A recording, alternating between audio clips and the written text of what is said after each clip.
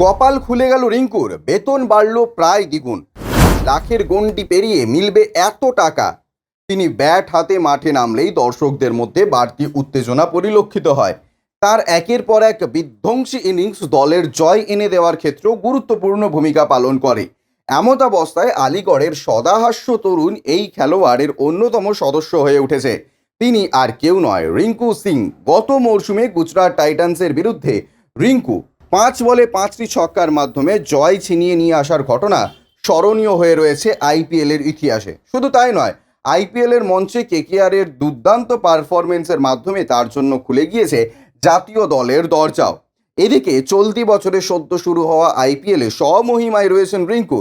হায়দ্রাবাদের বিরুদ্ধে কেকেআরের প্রথম ম্যাচে তিনি 15 বলে 23 রানের ইনিংস খেলেন, যেখানে তিনি মারেন 3টি বাউন্ডারি।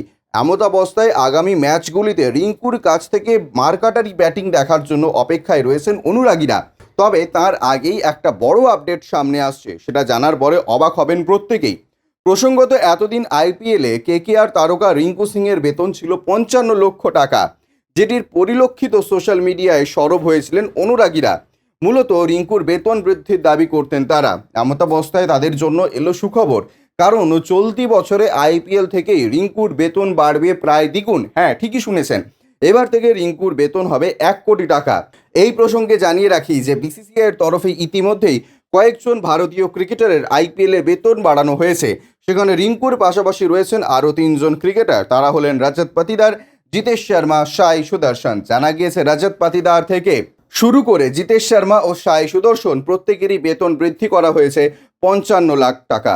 তাদের পূর্বের বেতন ছিল 20 লক্ষ টাকা। এদিকে রিঙ্কুর পুরো বেতন ছিল 55 লক্ষ টাকা, যা এখন বেড়ে হয়ে গিয়েছে 1 কোটি। Bureau report, UJ news.